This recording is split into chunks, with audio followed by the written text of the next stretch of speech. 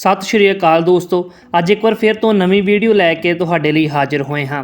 ਅੱਜ ਇੱਕ ਐਸੀ ਲੜਕੀ ਦੀ ਕਹਾਣੀ ਤੁਹਾਨੂੰ ਦੱਸਣ ਜਾ ਰਹੇ ਹਾਂ ਜੋ ਪੰਜਾਬ ਦੇ ਇੱਕ ਟਰੈਵਲ ਏਜੰਟ ਵੱਲੋਂ ਕੀਤੇ ਗਏ ਧੋਖੇ ਦੇ ਕਾਰਨ 4 ਸਾਲ ਨਰਕ ਵਿੱਚ ਰਹਿੰਦੀ ਰਹੀ। 4 ਸਾਲ ਤੱਕ ਉਸ ਨੂੰ ਬੰਦੀ ਬਣਾ ਕੇ ਉਸ ਦੇ ਨਾਲ ਐਸੇ ਕੰਮ ਕੀਤੇ ਗਏ ਜਿਸ ਨੂੰ ਸੁਣ ਕੇ ਦਿਲ ਕੰਬ ਜਾਵੇਗਾ, ਪੈਰਾਂ ਹੇਠਾਂ ਤੋਂ ਜ਼ਮੀਨ ਨਿਕਲ ਜਾਵੇਗੀ। ਲੜਕੀ ਨੇ ਇੱਕ ਇੰਟਰਵਿਊ ਦੇ ਦੌਰਾਨ ਆਪਣੇ ਨਾਲ ਬੀਤੀ ਸਾਰੀ ਹੱਡਬੀਤੀ ਦੱਸੀ। ਆਓ ਤੁਹਾਨੂੰ ਅੱਗੇ ਵੀਡੀਓ ਦੇ ਵਿੱਚ ਦੱਸਦੇ ਹਾਂ ਕਿ ਅਸਲ ਦੇ ਵਿੱਚ ਉਸ ਲੜਕੀ ਦੇ ਨਾਲ ਇਹ ਸਭ ਕੁਝ ਕਿਵੇਂ ਹੋਇਆ ਤੇ 4 ਸਾਲ ਉਸ ਦੇ ਨਾਲ ਕੀ ਕੁਝ ਹੁੰਦਾ ਰਿਹਾ। ਇੱਕ ਲੜਕੀ ਜਿਸ ਨੂੰ ਬਾਹਰ ਜਾਣ ਦਾ ਬਹੁਤ ਚਾਅ ਸੀ, ਉਹ ਪੰਜਾਬ ਦੇ ਇੱਕ ਟਰੈਵਲ ਏਜੰਟ ਦੇ ਕੋਲ ਗਈ। ਉਸਨੇ ਜਾ ਕੇ ਕਿਹਾ ਕਿ ਮੇਰੇ ਕੋਲ ਪੈਸੇ ਘੱਟ ਨੇ ਪਰ ਮੈਂ ਇੰਗਲੈਂਡ ਜਾਣਾ ਚਾਹੁੰਦੀ ਹਾਂ, ਤੁਸੀਂ ਮੈਨੂੰ ਕਿਸੇ ਨਾ ਕਿਸੇ ਤਰ੍ਹਾਂ ਕਰਕੇ ਇੰਗਲੈਂਡ ਭੇਜ ਦਿਓ। ਅੱਗੋਂ ਟਰੈਵਲ ਏਜੰਟ ਨੇ ਜਵਾਬ ਦਿੱਤਾ ਕਿ ਜੇਕਰ ਤੁਸੀਂ ਇੰਗਲੈਂਡ ਜਾਣਾ ਚਾਹੁੰਦੇ ਹੋ ਤਾਂ ਤੁਹਾਡੇ ਕੋਲ ਘੱਟੋ ਘੱਟ 25 ਲੱਖ ਰੁਪਇਆ ਹੋਣਾ ਚਾਹੀਦਾ ਹੈ। ਇਸ ਗੱਲ ਤੇ ਜਵਾਬ ਲੜਕੀ ਨੇ ਦਿੰਦਿਆਂ ਕਿਹਾ ਕਿ ਮੇਰੇ ਕੋਲ ਇੰਨੇ ਪੈਸੇ ਤਾਂ ਹੈ ਨਹੀਂ। ਇਹ ਗੱਲ ਸੁਣ ਕੇ ਏਜੰਟ ਨੇ ਕਿਹਾ ਕਿ ਤੁਸੀਂ ਫਿਕਰ ਨਾ ਕਰੋ, ਮੈਂ ਤੁਹਾਨੂੰ ਦੁਬਈ ਭੇਜ ਦਿੰਦਾ ਹਾਂ, ਉੱਥੋਂ ਦਾ ਖਰਚਾ ਸਿਰਫ 1.5 ਲੱਖ ਰੁਪਇਆ ਹੈ ਤੇ ਤੁਸੀਂ ਪੈਸੇ ਵੀ ਬਹੁਤ ਕਮਾ ਲਓਗੇ। ਤੁਹਾਨੂੰ ਕਲੈਰੀਕਲ ਕੰਮ ਦਵਾ ਦੇਵਾਂਗਾ ਜੋ ਤੁਸੀਂ ਕੰਪਿਊਟਰ ਤੇ ਬੈਠ ਕੇ ਹੀ ਆਫਿਸ ਦੇ ਵਿੱਚ ਕਰਨਾ ਹੈ, ਤੁਹਾਨੂੰ ਕੋਈ ਦਿੱਕਤ ਨਹੀਂ ਆਵੇਗੀ। ਲੜਕੀ ਨੇ ਵੀ ਅੱਗੋਂ ਖੁਸ਼ੀ ਦੇ ਵਿੱਚ ਜਵਾਬ ਦਿੱਤਾ, ਕਿਹਾ ਕਿ ਹਾਂਜੀ ਕੰਪਿਊਟਰ ਚਲਾਉਣਾ ਤਾਂ ਮੈਨੂੰ ਚੰਗੀ ਤਰ੍ਹਾਂ ਆਉਂਦਾ ਹੈ। ਤਾਂ ਫਿਰ ਏਜੰਟ ਨੇ ਕਿਹਾ ਕਿ ਚਲੋ ਠੀਕ ਹੈ, ਫਿਰ ਤੁਹਾਨੂੰ ਕੰਪਿਊਟਰ ਦੀ ਜੌਬ ਹੀ ਦਵਾ ਦੇਵਾਂਗੇ। ਇੰਗਲੈਂਡ ਜਾਣ ਵਾਸਤੇ ਤਾਂ 20-22 ਲੱਖ ਤੇਰੇ ਕੋਲ ਇਕੱਠਾ ਹੋਣਾ ਨਹੀਂ, ਪਰ ਦੁਬਈ ਜਾਣ ਵਾਸਤੇ 1.5 ਲੱਖ ਤਾਂ ਤੂੰ ਇਕੱਠਾ ਕਰ ਹੀ ਲਵੇਂਗੀ। ਲੜਕੀ ਨੇ ਹਾਂ ਦੇ ਵਿੱਚ ਜਵਾਬ ਦਿੱਤਾ ਅਤੇ ਏਜੰਟ ਨੂੰ ਦੁਬਈ ਜਾਣ ਵਾਸਤੇ 1.5 ਲੱਖ ਰੁਪਈਆ ਦੇ ਦਿੱਤਾ।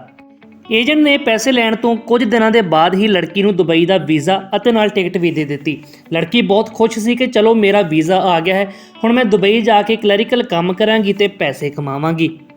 ਦਿੱਲੀ ਤੋਂ ਉਸ ਨੂੰ ਦੁਬਈ ਦੀ ਫਲਾਈਟ ਦੇ ਵਿੱਚ ਬਿਠਾ ਦਿੱਤਾ ਗਿਆ ਅਤੇ ਕਿਹਾ ਕਿ ਦੁਬਈ ਪਹੁੰਚ ਕੇ ਹੀ ਏਅਰਪੋਰਟ 'ਤੇ ਤੈਨੂੰ ਉੱਥੇ ਕੋਈ ਬੰਦਾ ਲੈਣ ਆਵੇਗਾ, ਉਸ ਦੇ ਨਾਲ ਤੂੰ ਚਲੀ ਜਾਈਂ, ਉਹ ਤੈਨੂੰ ਆਫਿਸ ਦਿਖਾ ਦੇਵੇਗਾ ਅਤੇ ਸਾਰਾ ਕੰਮ ਸਮਝਾ ਦੇਵੇਗਾ।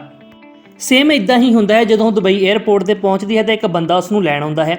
ਉਹ ਉਸੇ ਹੀ ਬੰਦੇ ਦੇ ਫੋਨ ਤੋਂ ਆਪਣੇ ਘਰਦਿਆਂ ਨੂੰ ਫੋਨ ਕਰ ਦਿੰਦੀ ਹੈ ਕਿ ਮੈਂ ਦੁਬਈ ਸੇਫਲੀ ਲੈਂਡ ਕਰ ਚੁੱਕੀ ਹਾਂ, ਹੁਣ ਦਫ਼ਤਰ ਜਾ ਕੇ ਕੰਮ ਜੁਆਇਨ ਕਰਕੇ ਮੈਂ ਤੁਹਾਨੂੰ ਫੋਨ ਕਰਾਂਗੀ। ਪਰ ਹੈਰਾਨੀ ਦੀ ਗੱਲ ਉਦੋਂ ਹੋਈ ਜਦੋਂ ਲੜਕੀ ਨੇ ਕਾਫੀ ਦਿਨਾਂ ਤੱਕ ਆਪਣੇ ਘਰਦਿਆਂ ਨੂੰ ਫੋਨ ਕੀਤਾ ਹੀ ਨਹੀਂ। ਘਰ ਵਾਲੇ ਬਹੁਤ ਚਿੰਤਾ ਦੇ ਵਿੱਚ ਆ ਗਏ ਅਤੇ ਉਹ ਏਜੰਟ ਕੋਲ ਜਾਣ ਦੀ ਸਲਾਹ ਕਰਨ ਲੱਗੇ ਜਿਸ ਏਜੰਟ ਨੇ ਲੜਕੀ ਨੂੰ ਬਾਹਰ ਭੇਜਿਆ ਸੀ। ਉਹਨਾਂ ਨੇ ਸੋਚਿਆ ਕਿ ਚਲੋ ਏਜੰਟ ਨੂੰ ਪਤਾ ਹੋਵੇਗਾ ਕਿ ਸਾਡੀ ਲੜਕੀ ਕਿੱਥੇ ਹੈ, ਸਾਨੂੰ ਫੋਨ ਕਿਉਂ ਨਹੀਂ ਕਰ ਰਹੀ। ਪਰ ਇਸ ਗੱਲ ਦੀ ਸਮੱਸਿਆ ਵੀ ਖੜੀ ਹੋ ਗਈ ਕਿਉਂਕਿ ਉਹਨਾਂ ਨੇ ਇਸ ਏਜੰਟ ਦਾ ਪਤਾ ਇੱਕ ਅਖਬਾਰ ਤੋਂ ਲੱਭਿਆ ਸੀ। ਉਹਨਾਂ ਨੂੰ ਐਗਜ਼ੈਕਟਲੀ ਵੀ ਨਹੀਂ ਪਤਾ ਸੀ ਕਿ ਉਹ ਏਜੰਟ ਰਹਿੰਦਾ ਕਿੱਥੇ ਹੈ। ਜਿੱਥੇ ਏਜੰਟ ਦਾ ਆਫਿਸ ਸੀ ਉਹ ਜਗ੍ਹਾ ਵੀ ਉਸਨੇ ਸਿਰਫ 1 ਮਹੀਨੇ ਵਾਸਤੇ ਹੀ ਰੈਂਟ ਤੇ ਲਈ ਹੋਈ ਸੀ। ਘਰ ਵਾਲਿਆਂ ਨੂੰ ਬਿਲਕੁਲ ਵੀ ਪਤਾ ਨਹੀਂ ਸੀ ਲੱਗ ਰਿਹਾ ਕਿ ਸਾਡੀ ਕੁੜੀ ਕਿੱਥੇ ਹੈ ਅਤੇ ਫੋਨ ਕਿਉਂ ਨਹੀਂ ਕਰ ਰਹੀ। ਕੁੜੀ ਦੀ ਛਾਣਬੀਣ ਸ਼ੁਰੂ ਕਰ ਦਿੱਤੀ ਗਈ ਤੇ ਠੀਕ 4 ਸਾਲ ਬਾਅਦ ਕੁੜੀ ਨੂੰ ਉੱਥੋਂ ਬਚਾ ਕੇ ਕਹਿ ਸਕਦੇ ਹਾਂ ਜਾਂ ਫਿਰ ਛੁਡਾ ਕੇ ਕਹਿ ਸਕਦੇ ਹਾਂ ਲਿਆਂਦਾ ਗਿਆ।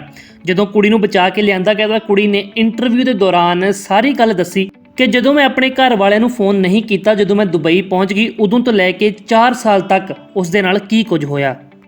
ਲੜਕੀ ਦੀ ਇਹ ਸਾਰੀ ਕਹਾਣੀ ਸੁਣ ਕੇ ਦਿਲ ਭਰ ਆਇਆ। ਤੁਹਾਨੂੰ ਵੀ ਬਹੁਤ ਧੱਕਾ ਲੱਗੇਗਾ ਜੇਕਰ ਤੁਸੀਂ ਇਹ ਸਾਰੀ ਵੀਡੀਓ ਲੜਕੀ ਦੀ ਸੁਣੋਗੇ। ਲੜਕੀ ਨੇ ਕਿਹਾ ਕਿ ਜਦੋਂ ਮੈਨੂੰ ਏਅਰਪੋਰਟ ਤੋਂ ਪਿਕ ਕਰ ਲਿਆ ਗਿਆ ਤਾਂ ਇੱਕ ਸ਼ੇਖ ਦੇ ਘਰ ਵਿੱਚ ਛੱਡਿਆ ਗਿਆ। ਉਸ ਘਰ ਦੇ ਵਿੱਚ ਮੈਨੂੰ ਕੋਈ ਆਫਿਸ ਤਾਂ ਲੱਭ ਨਹੀਂ ਸੀ ਰਿਹਾ, ਨਾ ਹੀ ਕੁਝ ਦੇਖ ਰਿਹਾ ਸੀ, ਪਰ ਮੈਨੂੰ ਇਹ ਬਹੁਤ ਖੁਸ਼ੀ ਸੀ ਕਿ ਚਲੋ ਘਰ ਬਹੁਤ ਵੱਡਾ ਹੈ ਜਿੱਥੇ ਮੈਂ ਰਹਿ ਰਹੀ ਹਾਂ। ਮੇਰੇ ਮਨ ਦੇ ਵਿੱਚ ਵੀ ਇਹੀ ਗੱਲ ਆ ਗਈ ਕਿ ਚਲੋ ਲੱਗਦਾ ਹੈ ਕਿ ਕੰਮ ਬਹੁਤ ਵੱਡਾ ਹੈ, ਜੌਬ ਬਹੁਤ ਵੱਡੀ ਹੈ, ਜਿਸ ਦੇ ਕਰਕੇ ਮੈਨੂੰ ਇੰਨੇ ਵੱਡੇ ਘਰ ਦੇ ਵਿੱਚ ਰੁਕਣ ਵਾਸਤੇ ਕਮਰਾ ਦਿੱਤਾ ਜਾਵੇਗਾ। ਉਹ ਸ਼ੇਖ ਦਾ ਘਰ ਬਹੁਤ ਵੱਡਾ ਸੀ ਅਤੇ ਦੇਖਣ ਨੂੰ ਅੰਦਰ ਬਹੁਤ ਖੂਫੀਆ ਰਾਸਤੇ ਬਣੇ ਹੋਏ ਸਨ। ਮੈਂ ਖੁਸ਼ ਵੀ ਸੀ ਪਰ ਮੈਨੂੰ ਡਰ ਵੀ ਬਹੁਤ ਲੱਗ ਰਿਹਾ ਸੀ ਕਿਉਂਕਿ ਜਗ੍ਹਾ ਅਣਜਾਣ ਸੀ। ਜਦੋਂ ਘਰ ਦੇ ਅੰਦਰ ਐਂਟਰ ਹੋਏ ਤਾਂ ਉਸ ਬੰਦੇ ਨੇ ਮੈਨੂੰ ਸ਼ੇਖ ਦੇ ਨਾਲ ਮਿਲਾਇਆ ਅਤੇ ਕਿਹਾ ਕਿ ਅੱਜ ਤੋਂ ਇਹ ਤੇਰਾ ਬੌਸ ਹੋਵੇਗਾ, ਇਸ ਦੇ ਥੱਲੇ ਹੀ ਤੂੰ ਕੰਮ ਕਰਨਾ ਹੈ, ਇਸ ਦੀ ਆਗਿਆ ਮੰਨਣੀ ਹੈ। ਮੈਨੂੰ ਉੱਥੇ ਕਮਰਾ ਮਿਲ ਗਿਆ। ਮੈਂ ਆਪਣੇ ਕਮਰੇ ਦੇ ਵਿੱਚ ਆਰਾਮ ਕਰਨ ਵਾਸਤੇ ਚਲੀ ਗਈ ਤੇ ਅਗਲੀ ਸਵੇਰ ਜਦੋਂ ਉੱਠੀ ਤਾਂ ਸ਼ੇਖ ਮੇਰੇ ਕਮਰੇ ਦੇ ਵਿੱਚ ਆਇਆ ਤੇ ਮੈਨੂੰ ਉਠਾ ਕੇ ਕਹਿਣ ਲੱਗਾ ਕਿ ਉੱਠ ਰੋਟੀ ਪਕਾ। ਤਾਂ ਮੈਂ ਸ਼ੇਖ ਨੂੰ ਜਵਾਬ ਦਿੱਤਾ ਕਿ ਮੈਂ ਇੱਥੇ ਰੋਟੀ ਪਕਾਉਣ ਵਾਸਤੇ ਨਹੀਂ ਆਈ, ਕੰਮ ਕਰਨ ਵਾਸਤੇ ਆਈ ਹਾਂ। ਸ਼ੇਖ ਨੇ ਜਵਾਬ ਦਿੱਤਾ ਕਿ ਤੈਨੂੰ ਇਸੇ ਕੰਮ ਕਰਨ ਵਾਸਤੇ ਸਾਡੇ ਕੋਲ ਇੱਥੇ ਲਿਆਂਦਾ ਗਿਆ, ਅਸੀਂ ਤੈਨੂੰ ਖਰੀਦ ਕੇ ਲੈ ਕੇ ਆਏ ਹਾਂ। ਲੜਕੀ ਦੀ ਇਹ ਗੱਲ ਸੁਣ ਕੇ ਪੈਰਾਂ ਹੇਠੋਂ ਜ਼ਮੀਨ ਖਿਸਕ ਗਈ ਕਿ ਕੀ ਮੇਰੀ ਸੌਦੇਬਾਜ਼ੀ ਕੀਤੀ ਗਈ ਹੈ, ਮੈਨੂੰ ਵੇਚਿਆ ਗਿਆ ਹੈ। ਮੈਨੂੰ ਬਹੁਤ ਹੈਰਾਨੀ ਹੋਈ ਤੇ ਕੁਝ ਵੀ ਸਮਝ ਨਹੀਂ ਸੀ ਆ ਰਿਹਾ ਕਿ ਮੇਰੇ ਨਾਲ ਇਹ ਸਭ ਕੁਝ ਕੀ ਹੋ ਰਿਹਾ ਹੈ। ਲੜਕੀ ਨੇ ਕਿਹਾ ਕਿ ਮੇਰੀ ਸੌਦੇਬਾਜ਼ੀ ਵਾਲੀ ਗੱਲ ਸੁਣ ਕੇ ਮੇਰਾ ਦਿਮਾਗ ਹਿੱਲ ਗਿਆ ਤੇ ਮੈਂ ਰੌਲਾ ਪਾਉਣਾ ਸ਼ੁਰੂ ਕਰ ਦਿੱਤਾ ਅਤੇ ਰੌਲੇ ਵਿੱਚ ਮੈਂ ਕਿਹਾ ਕਿ ਮੈਨੂੰ ਇੱਥੇ ਨਜਾਇਜ਼ ਤਰੀਕੇ ਨਾਲ ਲੈ ਕੇ ਆਏ ਹਨ, ਮੇਰਾ ਸੌਦਾ ਕੀਤਾ ਗਿਆ ਹੈ। ਮੇਰੇ ਰੌਲੇ ਨੂੰ ਸੁਣ ਕੇ ਸ਼ੇਖ ਨੇ ਆਪਣੇ ਬੰਦੇ ਬੁਲਾਏ ਅਤੇ ਮੈਨੂੰ ਕੁੱਟਣਾ ਸ਼ੁਰੂ ਕਰ ਦਿੱਤਾ। 2 ਦਿਨ ਤੱਕ ਮੈਨੂੰ ਕੁੱਟਦੇ ਰਹੇ। ਮੈਂ ਕੁੱਟਮਾਰ ਤੋਂ ਡਰਦੀ ਨੇ ਰੋਟੀ ਪਕਾਉਣੀ ਸ਼ੁਰੂ ਕਰ ਦਿੱਤੀ ਤੇ ਮੈਨੂੰ ਖੁਦ ਨੂੰ ਵੀ ਭੁੱਖ ਲੱਗੀ ਸੀ, ਮੈਂ ਵੀ ਰੋਟੀ ਖਾਣੀ ਸੀ। ਮੈਂ ਕਲੈਰੀਕਲ ਦਾ ਕੰਮ ਕਰਨ ਵਾਸਤੇ ਗਈ ਸੀ, ਪਰ ਮੈਨੂੰ ਉਸ ਘਰ ਦੇ ਵਿੱਚ ਨੌਕਰ ਬਣਾ ਕੇ ਰੱਖ ਦਿੱਤਾ ਗਿਆ। ਘਰ ਇੰਨਾ ਵੱਡਾ ਸੀ ਕਿ ਇੱਕ ਕਮਰੇ ਤੋਂ ਜੇਕਰ ਦੂਸਰੇ ਕਮਰੇ ਨੂੰ ਵੀ ਜਾਣਾ ਹੁੰਦਾ ਤਾਂ ਕਈ ਵਾਰੀ ਰਸਤਾ ਭੁੱਲ ਜਾਂਦਾ। ਬਹੁਤ ਉੱਬਲ ਖਾਬਲ ਅੰਦਰ ਰਸਤੇ ਸੀ, ਰਸਤਾ ਭੁੱਲ ਜਾਂਦਾ ਸੀ। ਮੈਨੂੰ ਉਹਨਾਂ ਨੇ ਰਸੋਈ ਦਾ ਰਸਤਾ ਚੰਗੀ ਤਰ੍ਹਾਂ ਸਮਝਾ ਦਿੱਤਾ। ਸ਼ੇਖ ਦਾ ਕਮਰਾ ਵੀ ਕਿਚਨ ਦੇ ਨਾਲ ਹੀ ਸੀ ਜਿੱਥੇ ਮੈਂ ਰੋਟੀ ਦੇਣੀ ਸੀ। ਮੈਨੂੰ ਸਿਰਫ ਰੋਟੀ ਪਕਾਉਣ ਦਾ ਹੀ ਕੰਮ ਦਿੱਤਾ ਗਿਆ। ਮੈਂ ਉੱਥੋਂ ਬਾਹਰ ਨਿਕਲਣ ਦੀ ਬਹੁਤ ਕੋਸ਼ਿਸ਼ ਕੀਤੀ, ਬਹੁਤ ਰਸਤੇ ਦੇਖੇ, ਪਰ ਮੈਨੂੰ ਕੁਝ ਵੀ ਪਤਾ ਨਹੀਂ ਸੀ ਲੱਗ ਰਿਹਾ ਕਿਉਂਕਿ ਬਾਹਰ ਨਿਕਲਣ ਦੇ ਬਹੁਤ ਰਸਤੇ ਸਨ। ਮੈਂ ਹਰ ਵਾਰ ਫਸ ਜਾਂਦੀ ਸੀ। ਇੱਕ ਦਿਨ ਅਚਾਨਕ ਹੀ ਮੇਰੇ ਕਮਰੇ ਦੇ ਵਿੱਚ 3 ਬੰਦੇ ਆਏ। ਉਹਨਾਂ ਨੇ ਮੇਰੀ ਅੱਖਾਂ ਤੇ ਪੱਟੀ ਬੰਨੀ ਅਤੇ ਮੈਨੂੰ ਇੱਕ ਬਿਲਡਿੰਗ ਦੇ ਵਿੱਚ ਲੈ ਕੇ ਚਲੇ ਗਏ। ਉਸ ਬਿਲਡਿੰਗ ਦੇ ਵਿੱਚ ਕੋਈ ਬੰਦਾ ਸੀ ਜਿਸ ਦੇ ਕੋਲ ਮੈਨੂੰ ਲੈ ਕੇ ਗਏ। ਫਿਰ ਉੱਥੇ ਮੈਨੂੰ ਕਈ ਦਿਨ ਰੱਖਿਆ ਗਿਆ, ਮੇਰੀ ਕੁੱਟਮਾਰ ਕੀਤੀ ਗਈ ਅਤੇ ਜ਼ਬਰਦਸਤੀ ਮੇਰਾ ਸ਼ੋਸ਼ਣ ਵੀ ਕੀਤਾ ਗਿਆ। ਹਰ ਰੋਜ਼ ਮੇਰੇ ਨਾਲ ਇਵੇਂ ਹੀ ਹੋਣ ਲੱਗ ਗਿਆ। ਸਵੇਰੇ ਮੈਨੂੰ ਛੱਡ ਆਉਂਦੇ ਅਤੇ ਸ਼ਾਮ ਨੂੰ ਮੈਨੂੰ ਲੈ ਆਉਂਦੇ। ਜਦੋਂ ਮੇਰੇ ਨਾਲ ਸਵੇਰੇ ਸ਼ਾਮ ਇਹ ਕੰਮ ਹੋਣ ਲੱਗ ਗਿਆ ਤਾਂ ਮੇਰਾ ਮਾਨਸਿਕ ਸੰਤੁਲਨ ਵੀ ਹਿੱਲ ਗਿਆ। ਮੈਂ ਉੱਥੋਂ ਭੱਜਣ ਦੀ ਵੀ ਬਹੁਤ ਕੋਸ਼ਿਸ਼ ਕੀਤੀ, ਪਰ ਮੈਂ ਮਜਬੂਰ ਹੋ ਗਈ ਸੀ, ਬੇਵੱਸ ਹੋ ਗਈ ਸੀ ਕਿਉਂਕਿ ਮੈਨੂੰ ਉੱਥੋਂ ਬਾਹਰ ਜਾਣ ਦਾ ਰਸਤਾ ਨਹੀਂ ਸੀ ਮਿਲ ਰਿਹਾ। ਮੈਨੂੰ ਹਰ ਰੋਜ਼ ਅੱਖਾਂ ਬੰਦ ਕਰਕੇ ਹੀ ਲੈ ਕੇ ਜਾਂਦੇ ਸੀ ਜਿਸ ਦੇ ਨਾਲ ਮੈਨੂੰ ਰਸਤਾ ਨਹੀਂ ਸੀ ਲੱਭਦਾ। ਪਰ ਇੱਕ ਦਿਨ ਜਦੋਂ ਉਹ ਮੈਨੂੰ ਲੈਣ ਵਾਸਤੇ ਆਏ ਤਾਂ ਮੈਂ ਰਸਤਾ ਜਿੱਥੋਂ ਜਾ ਰਹੇ ਸੀ ਉਸ ਰਸਤੇ ਨੂੰ ਪੈਰਾਂ ਦੇ ਨਾਲ ਨਾਪ ਲਿਆ। ਉਹ ਜਿਹੜਾ ਵੀ ਮੋੜ ਮੈਨੂੰ ਮੋੜਦੇ ਸੀ, ਖੱਬੇ ਚਾਹੇ ਸੱਜੇ, ਮੈਂ ਉਹ ਸਾਰੇ ਹੀ ਮੋੜ ਆਪਣੇ ਦਿਮਾਗ ਦੇ ਵਿੱਚ ਨੋਟ ਕਰ ਲਏ ਕਿ ਕਿੰਨੇ ਕਦਮਾਂ ਤੋਂ ਕਿੱਧਰ ਨੂੰ ਮੁੜਨਾ ਹੈ, ਜਿਸ ਨਾਲ ਮੈਨੂੰ ਘਰੋਂ ਬਾਹਰ ਨਿਕਲਣ ਦਾ ਰਸਤਾ ਮਿਲ ਗਿਆ। ਮੇਰਾ ਕੰਮ ਆਸਾਨ ਹੋ ਗਿਆ। ਜਦੋਂ ਉਹ ਸ਼ਾਮ ਨੂੰ ਮੈਨੂੰ ਵਾਪਸ ਘਰ ਲੈ ਕੇ ਆਏ ਤਾਂ ਮੈਂ ਰਾਤ ਨੂੰ ਹੀ ਉਸੇ ਰਾਤ ਹੀ ਮੌਕਾ ਦੇਖ ਕੇ ਘਰੋਂ ਭੱਜ ਨਿਕਲੀ। ਮੇਰਾ ਪਾਸਪੋਰਟ ਵੀ ਸ਼ੇਖ ਦੇ ਕੋਲ ਸੀ ਜਿਸ ਕਰਕੇ ਮੈਂ ਪੁਲਿਸ ਨੂੰ ਇਤਲਾਹ ਨਹੀਂ ਸੀ ਕਰ ਸਕਦੀ ਕਿਉਂਕਿ ਮੈਨੂੰ ਉਹਨਾਂ ਦਾ ਬਹੁਤ ਡਰ ਸੀ। ਮੈਨੂੰ ਐਦਾਂ ਸੀ ਕਿ ਸ਼ਾਇਦ ਸ਼ੇਖ ਦੀ ਬਹੁਤ ਪਹੁੰਚ ਹੈ, ਮੈਨੂੰ ਪੁਲਿਸ ਦੇ ਕੋਲੋਂ ਫਿਰ ਤੋਂ ਬੰਦੀ ਬਣਾ ਕੇ ਆਪਣੇ ਕੋਲ ਲੈ ਆਵੇਗਾ। ਪਰ ਮੇਰੀ ਮਾੜੀ ਕਿਸਮਤ, ਜਦੋਂ ਮੈਂ ਘਰੋਂ ਨਿਕਲੀ ਤਾਂ ਸ਼ੇਖ ਦੇ ਬੰਦਿਆਂ ਨੇ ਮੈਨੂੰ ਫਿਰ ਤੋਂ ਲੱਭ ਲਿਆ ਤੇ ਘਰ ਵਿੱਚ ਬੰਦੀ ਬਣਾ ਕੇ ਦੁਬਾਰਾ ਲੈ ਗਏ।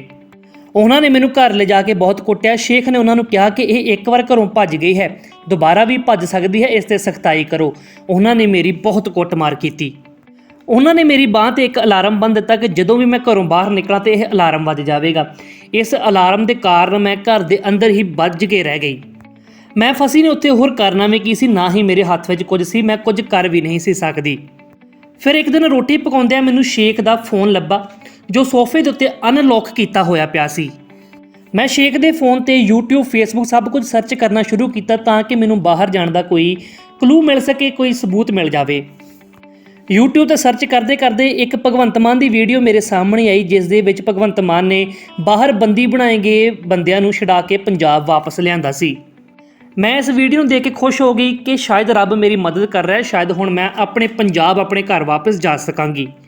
ਮੈਂ YouTube ਤੋਂ ਉਸ ਵੀਡੀਓ ਤੋਂ ਭਗਵੰਤ ਮਾਨ ਦੇ ਨਾਲ ਕੰਟੈਕਟ ਕੀਤਾ ਅਤੇ ਆਪਣੇ ਬੰਦੀ ਹੋਣ ਦੀ ਸਾਰੀ ਗੱਲ ਦੱਸੀ। ਜਿਸ ਤੋਂ ਬਾਅਦ 1 ਮਹੀਨਾ ਗੁਜ਼ਰ ਗਿਆ। 1 ਮਹੀਨੇ ਤੋਂ ਬਾਅਦ ਜਦੋਂ ਮੈਂ ਭਗਵੰਤ ਮਾਨ ਦੇ ਨਾਲ ਕੰਟੈਕਟ ਕੀਤਾ ਸੀ, ਫਿਰ 1 ਮਹੀਨਾ ਬਾਅਦ ਸ਼ੇਖ ਦੇ ਘਰ ਦੇ ਵਿੱਚ ਬਹੁਤ ਜ਼ਿਆਦਾ ਪੁਲਿਸ ਆਈ ਅਤੇ ਉੱਥੋਂ ਮੈਨੂੰ ਛੁਡਵਾਇਆ ਗਿਆ ਤੇ ਮੈਨੂੰ ਪੁੱਛਿਆ ਗਿਆ ਕਿ ਕੀ ਤੁਸੀਂ ਹੀ ਕੰਟੈਕਟ ਕੀਤਾ ਸੀ। ਮੈਂ ਦੱਸਿਆ ਕਿ ਹਾਂਜੀ, ਮੈਂ ਹੀ ਕੰਟੈਕਟ ਕੀਤਾ ਸੀ। ਮੈਨੂੰ ਉੱਥੇ ਖੁਸ਼ਖਬਰੀ ਦਿੱਤੀ ਗਈ ਕਿ ਅਸੀਂ ਅੱਜ ਤੈਨੂੰ ਛੁਡਵਾ ਲਿਆ ਹੈ, ਹੁਣ ਤੈਨੂੰ ਵਾਪਸ ਪੰਜਾਬ ਭੇਜ ਦੇਵਾਂਗੇ। ਮੈਨੂੰ ਸ਼ੇਖ ਦੇ ਘਰ ਤੋਂ ਬਚਾ ਕੇ 4 ਸਾਲ ਬਾਅਦ ਪੰਜਾਬ ਵਾਪਸ ਭੇਜਿਆ ਗਿਆ। ਹੁਣ ਮੈਂ ਆਪਣੇ ਪਰਿਵਾਰ ਦੇ ਵਿੱਚ ਰਹਿ ਰਹੀ ਹਾਂ ਅਤੇ ਬਹੁਤ ਖੁਸ਼ ਹਾਂ ਕਿ ਚਲੋ ਜਿੰਦੀ ਜਾਗਦੀ ਮੈਂ ਆਪਣੇ ਪਰਿਵਾਰ ਦੇ ਵਿੱਚ ਆ ਗਈ। ਉਸ ਨਰਕ ਤੋਂ ਮੈਨੂੰ ਛੁਟਕਾਰਾ ਮਿਲ ਗਿਆ। ਉਸਨੇ ਕਿਹਾ ਕਿ ਮੈਂ ਭਗਵੰਤ ਮਾਨ ਜੀ ਦਾ ਸਾਰੀ ਜ਼ਿੰਦਗੀ ਦੇਣ ਨਹੀਂ ਦੇ ਸਕਦੀ, ਉਹਨਾਂ ਨੇ ਮੈਨੂੰ ਛੁਡਵਾਇਆ ਅਤੇ ਮੇਰੀ ਇੰਨੀ ਮਦਦ ਕੀਤੀ ਕਿ ਮੇਰੀ ਜਾਨ ਵੀ ਬਚਾ ਦਿੱਤੀ। ਦੋਸਤੋ, ਇਹ ਸੀ ਸੱਚਾਈ ਉਸ ਲੜਕੀ ਦੀ ਜਿਸ ਦੇ ਨਾਲ ਪੰਜਾਬ ਦੇ ਹੀ ਇੱਕ ਟਰੈਵਲ ਏਜੰਟ ਨੇ ਧੋਖਾ ਕੀਤਾ ਅਤੇ 4 ਸਾਲ ਤੱਕ ਲੜਕੀ ਨੂੰ ਨਰਕ ਦੇ ਵਿੱਚ ਰੱਖਿਆ। ਦੋਸਤੋ, ਇਸ ਵੀਡੀਓ ਨੂੰ ਵੱਧ ਤੋਂ ਵੱਧ ਸ਼ੇਅਰ ਕਰਨਾ ਤਾਂ ਕਿ ਸਾਰੇ ਲੋਕਾਂ ਨੂੰ ਇਸ ਵੀਡੀਓ ਦੇ ਬਾਰੇ, ਇਸ ਲੜਕੀ ਦੇ ਬਾਰੇ ਪਤਾ ਲੱਗ ਸਕੇ, ਤਾਂ ਕਿ ਜਦੋਂ ਵੀ ਕਿਸੇ ਨੇ ਆਪਣੇ ਬੱਚੇ ਜਾਂ ਬੱਚੀ ਨੂੰ ਬਾਹਰ ਭੇਜਣਾ ਹੋਵੇ ਉਹ ਇੱਕ ਵਾਰ ਟਰੈਵਲ ਏਜੰਟ ਦੀ ਚੰਗੀ ਤਰ੍ਹਾਂ ਤਹਿਕੀਕਾਤ ਕਰ ਲੈਣ, ਚੰਗੀ ਤਰ੍ਹਾਂ ਇਨਫੋਰਮੇਸ਼ਨ ਕਢਵਾ ਲੈਣ ਤਾਂ ਕਿ ਕੱਲ੍ਹ ਨੂੰ ਕਿਸੇ ਦੇ ਬੱਚੇ ਜਾਂ ਬੱਚੀ ਨੂੰ ਇਸ ਲੜਕੀ ਦੇ ਵਾਂਗ ਬੰਦੀ ਬਣ ਕੇ ਨਾ ਰਹਿਣਾ ਪਵੇ। ਤੁਸੀਂ ਇਸ ਲੜਕੀ ਦੀ ਸਾਰੀ ਕਹਾਣੀ ਬਾਰੇ ਕੀ ਕਹਿਣਾ ਚਾਹੋਗੇ, ਕਮੈਂਟ ਕਰਕੇ ਜ਼ਰੂਰ ਦੱਸਣਾ। ਨਾਲ ਹੀ ਚੈਨਲ ਸਬਸਕ੍ਰਾਈਬ ਕਰਨਾ। ਧੰਨਵਾਦ।